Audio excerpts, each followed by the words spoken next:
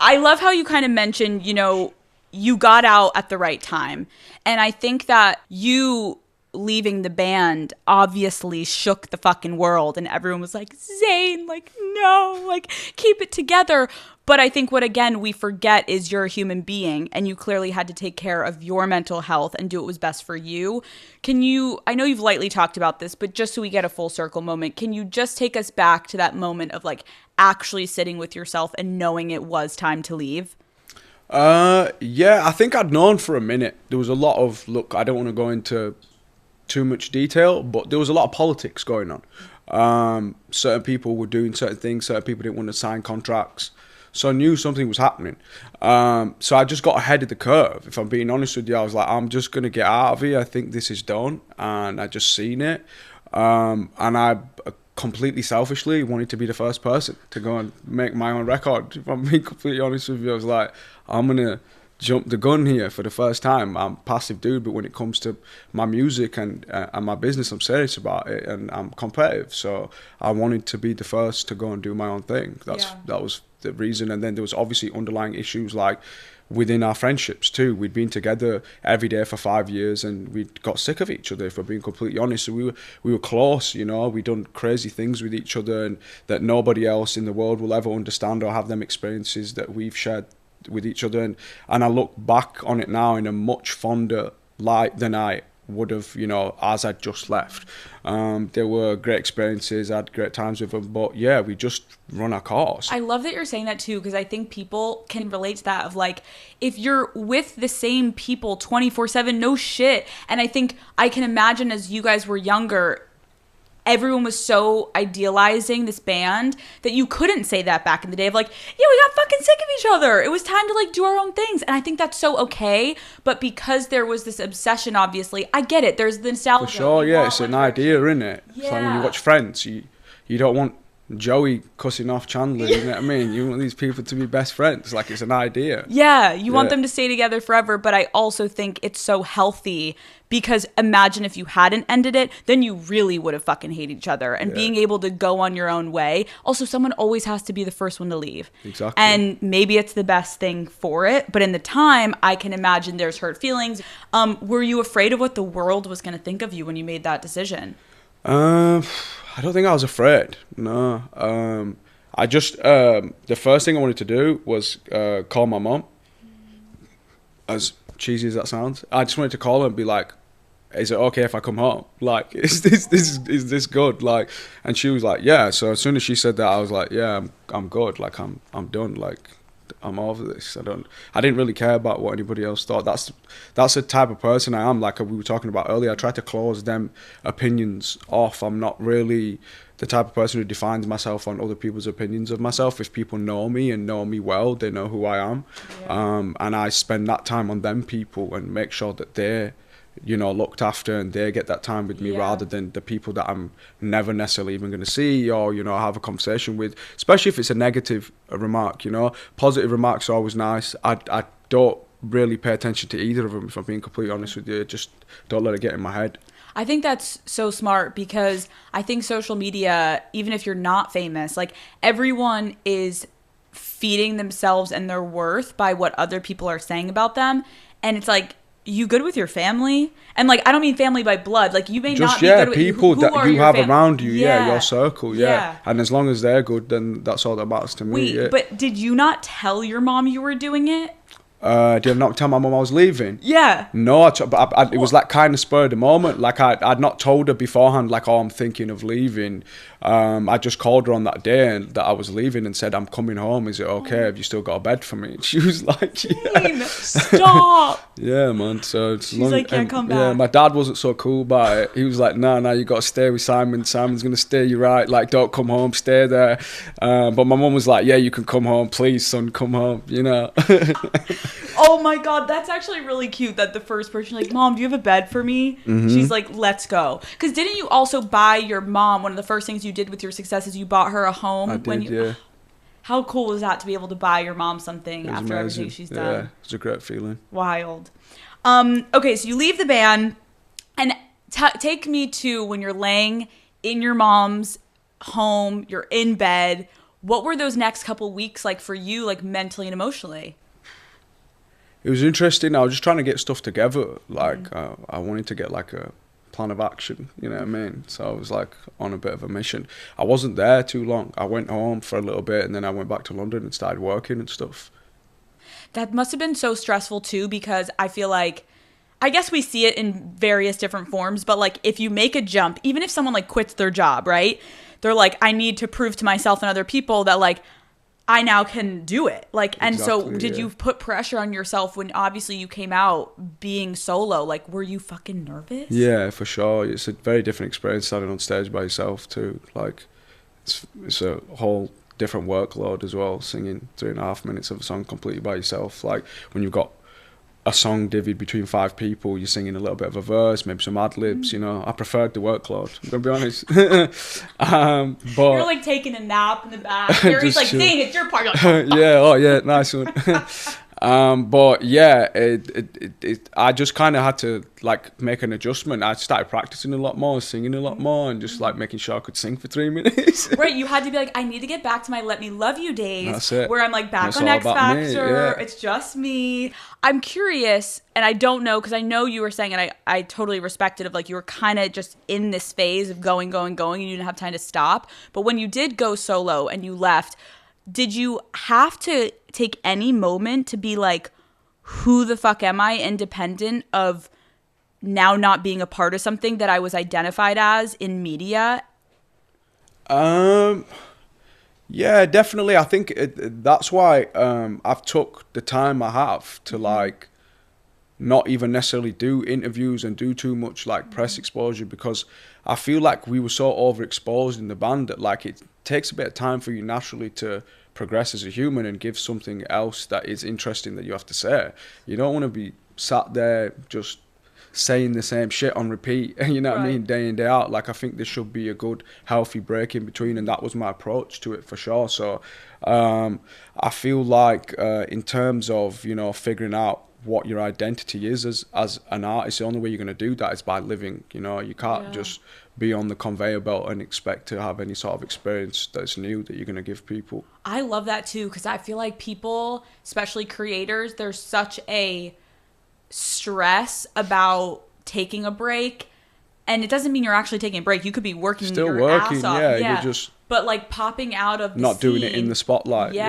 And were you able to just not have anxiety about it, because you're like, I know I'm coming back, but it's like I gotta just be good on my own shit and not be fulfilling the tabloids and everyone else. Like, how am I on my own right now? Exactly, yeah. That was the whole thought behind it, for sure. So you started doing your own solo music, and I remember when you came out, Pillow Talk, all the good stuff, you popped off, and it's like really dope to see you coming out with your own sound and creative, and it's you, and that's exciting to know, like, you are producing this, and it's not obviously, and no shade to One Direction, but like, you're one of 5, like, you can't really have a full say in shit. This is you. When you started on your solo career, like, was there anything that you really wanted to make sure that you could bring to life that maybe you weren't able to when you were in a band?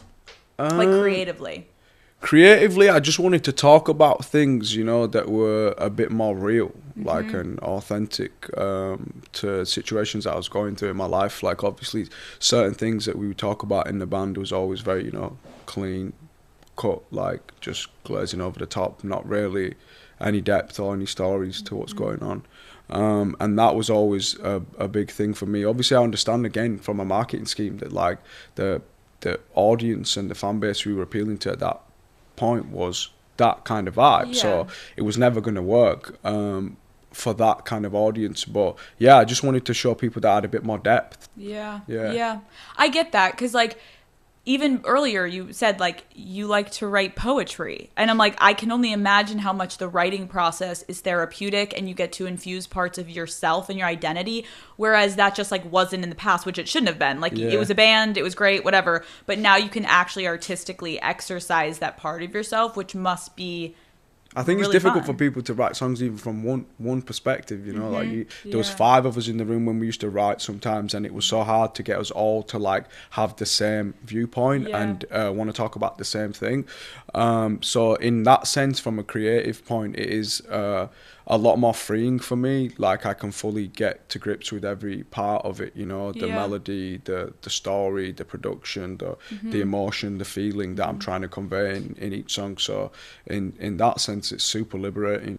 It's cool because I think we're getting to know you a little bit better now that you are doing solo music. But do you think that the world even like slightly knows Zayn yet? I don't know.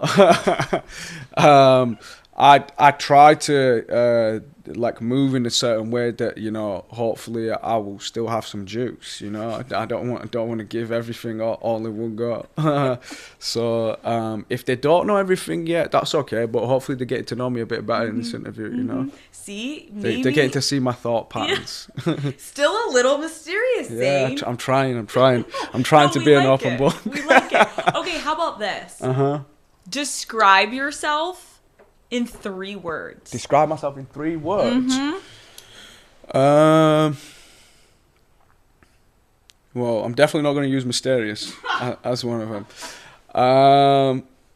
I would say I'm a chill, funny, loving guy. All the girls watching this are like, so nice. That's so nice. What's your favorite thing about yourself? I don't know. I think I like the fact that I'm pretty witty. Like I'm pretty smart. Like, and I enjoy that about myself. I think you're good company with yourself. Yeah. I enjoy that I'm pretty smart. I have little laughs to myself, you know, about that. What's your least favorite thing about yourself? I'm a bit sensitive sometimes. Yeah, not in a bad way. Like, I can like take things the wrong way sometimes. I'm definitely working on that. Like, give me an example. Like, I just like tend to like if somebody says something to me, like I'll take it the wrong way if like I really care about their opinion, what they're saying to me. Got it. Yeah. Then you'll get upset. Yeah. I think that's good though. That means you care. Right? Yeah. Like I said, with the people that are close to me. Right. Do you think you at times can be too caring in moments that you need to learn to like? I'm learning to be a bit more tame with it. Yeah, for sure. Little boundaries. Yeah. No, not boundaries. Just like I'm just learning not to like get in my head about certain things. You know, across the board. Like I exercise that well in terms of like dealing with the media and things like that. But I don't necessarily do that too well in my personal life. Sometimes I take things to heart. Yeah. That's good though. Again, it does mean you care. But I get then you're like, yeah, but then I'm over here like dying inside. I gotta like muster up the courage to then be I like, go write a song. Yeah. Put that into a song, okay? Give us one that's like really sad so we can like I've got a few. Oh, really? A few really sad ones, yeah. See, this is what we need, Zayn. Okay. We need some criers. We've got some cry moments. What do you think is the biggest misunderstanding about you? That I'm like super serious. Like that I'm like super stern and serious, yeah, all the time. When I'm not, like, I'm just chill. I know that like a lot of people have like high energy personalities, and it's just not the way I am. It's, you know what I'm saying? I'm just a bit more relaxed about things. It's actually nice to be in person with you because I could see in media it could come off, I get it, like serious. You're literally just chilling. Yeah. You're relaxed. I'm just relaxed. You're cozy in your sweater. There's thunder. There's rain. We're just Pennsylvania. Relaxed. I didn't even have to drive too far. Came to your mum's house. Let's talk about anxiety. I know that you have lightly talked about it in times, and I just want to talk to you about like how anxiety affects your life. What has it done in terms of playing a part in your personal life, in your career? Like, just talk to me about what you're comfortable with. Yeah, so I think we kind of touched on it a bit earlier, like when we were talking about, you know, like the nature of our job, you know, like what we were doing in the band and the situation, being on stage in front of thousands of people.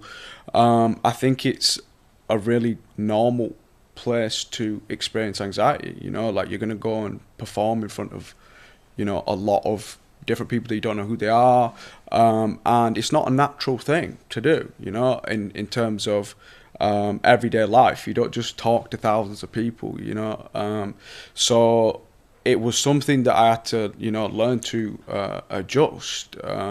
Anxiety for me, I've learned is a feeling that now has a word, you know.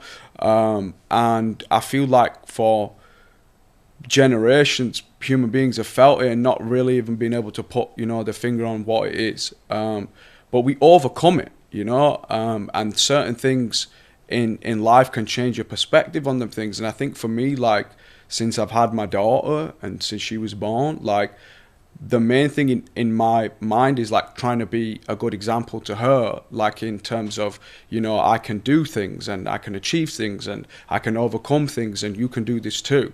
And to let things like, you know, a feeling stop you from doing that after having a child feels like a really small thing. Like, I feel like I've like had to step up, you know, as a man or just, you know, as a person.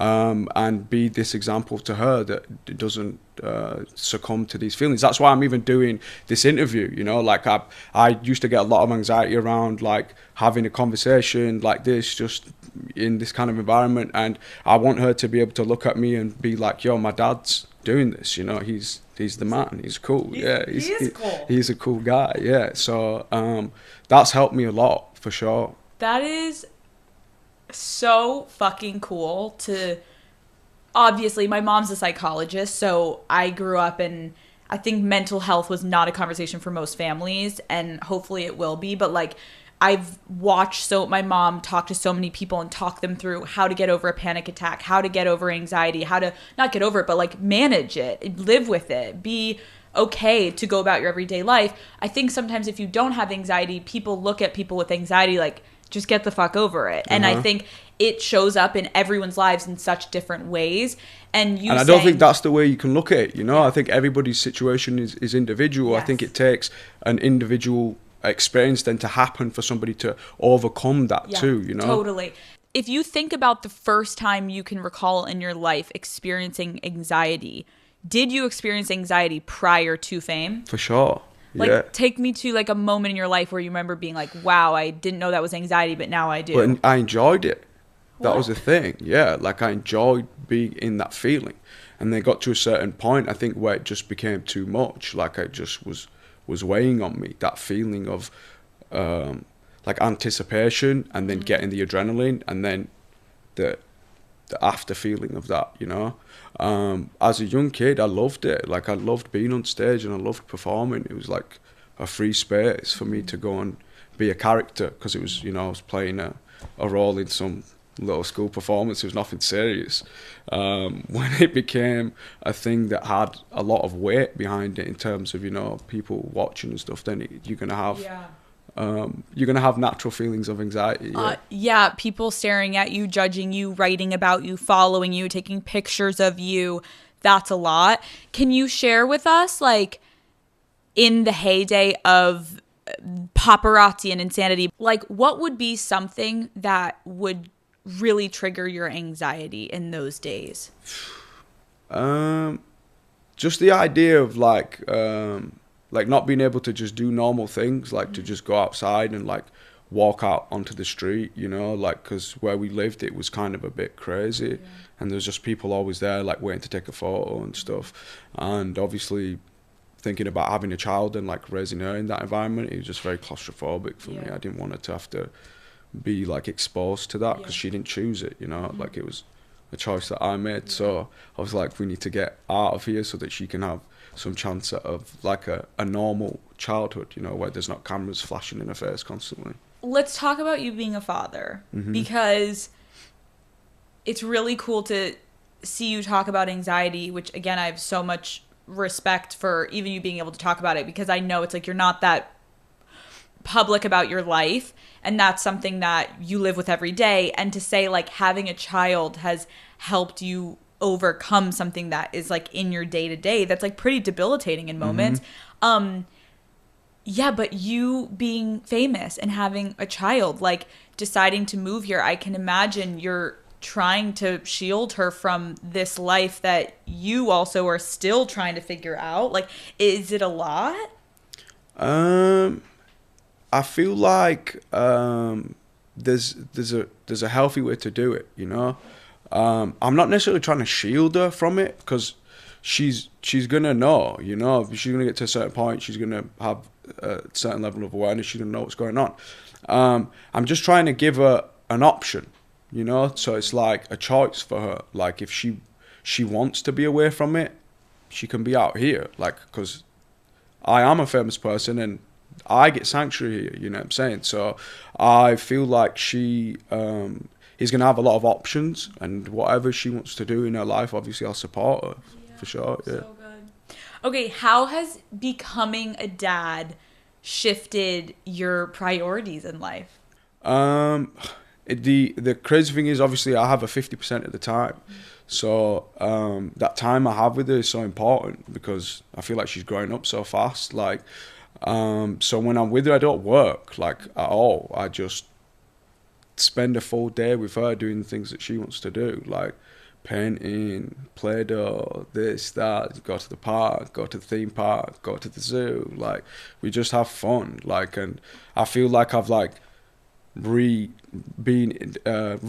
my own childhood, like through her, you know what I'm saying? Like, I feel like we get to a certain point in adult life where everything's kind of vague and grey and boring, and she's brought that colour back for me, for sure. Yeah. What is a dad quality that you've proudly taken on that makes you laugh a little when you think about it, of like, oh my gosh, I can't believe I'm doing this? I keep being told I'm telling dad jokes and I'm leaning into it. I'm just like, it's okay, it's cool. Like, I'm using like Christmas cracker jokes and stuff, and it's really funny. Like, people just look at me like I'm a weirdo, and I'm like, yeah, I'm a dad now, I'm allowed to tell these jokes, you have to give me a pass. Wow, Zayn, I didn't expect that, I'm not gonna lie. Yeah, I love a dad joke. You're like full dad vibe. That's it, yeah. I'm going full. I love how you're like, I'm fully leaning in. There is no stopping me. Okay, well, you haven't cracked one here, so if you want to, you can always give us your best. But, you know, when it feels we'll say that for another time. Okay. What is your favorite thing to do with your daughter? My favorite thing to do with her is she shows a lot of signs of like musical intelligence already. So I just love like playing instruments with her and singing with her.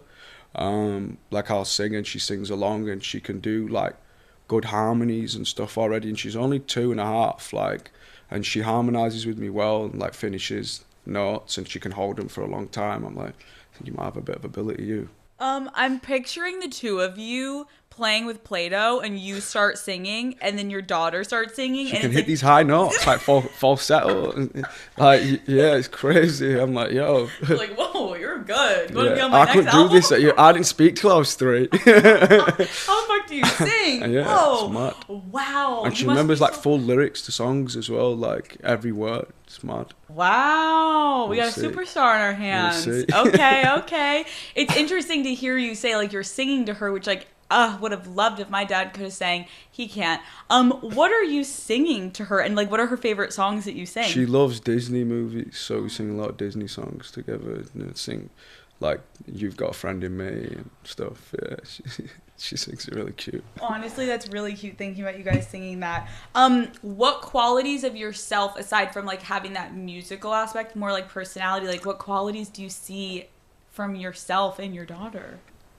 I think she's funny. Like, she's a bit of a cheeky one. Yeah, she likes to have a bit of a joke and stuff, and like laugh a lot.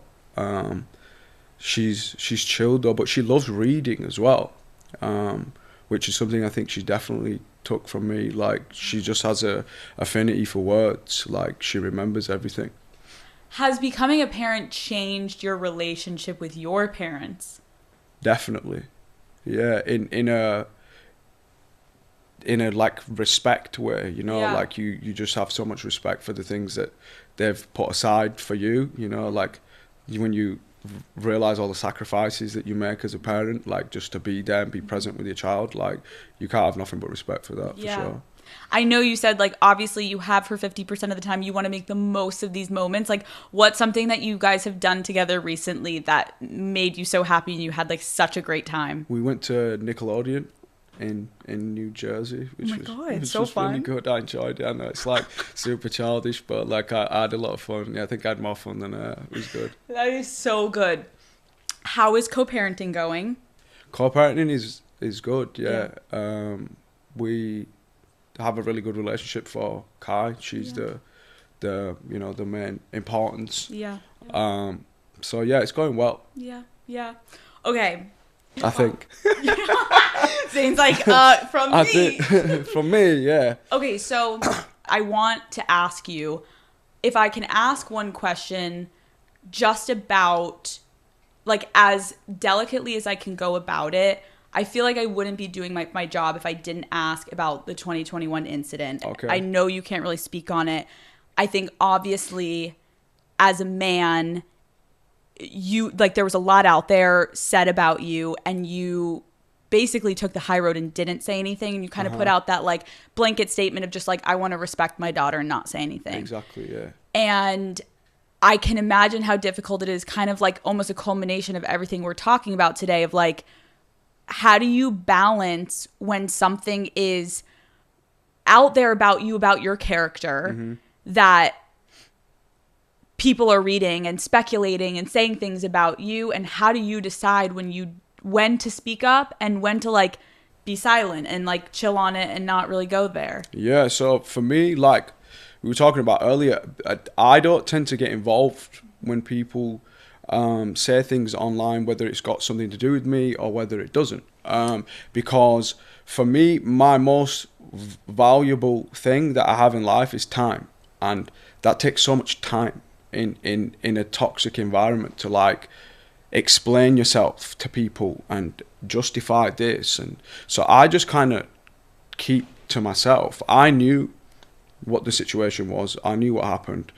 And the people involved knew what happened too. And that's all I really cared about.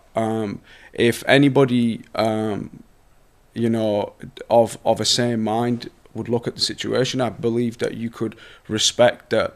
Like, I just didn't want to bring attention to anything, I just wasn't trying to get into a negative back and forth with her, any sort of narrative online where my daughter was going to look back and read that and be able to read into it, and it would just be something there was no point.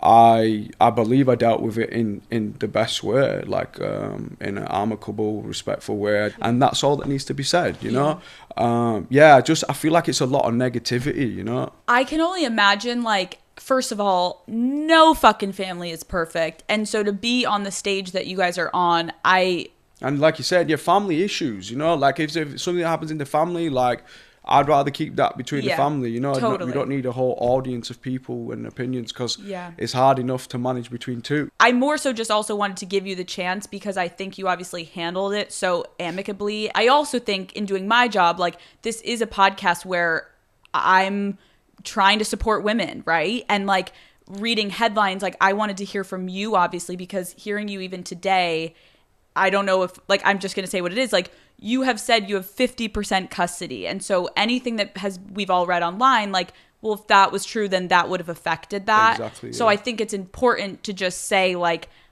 me doing my job, I just wanted to clarify, like, it's not like, unless you can correct me, like, you don't have to have people with you while you're with your daughter and, like, visitation rights. Like, you have custody of your child. Yeah. So I think it's just important to say, because people are reading this shit being like, oh my, you know what I mean? Sure, yeah, and I'm super full on, hands-on with my child every chance I can be. If I could get 60%, I would have it. Yeah. Okay, let's talk about your music. You're coming back. We're getting a song. Tell me what inspired the song. What can we expect?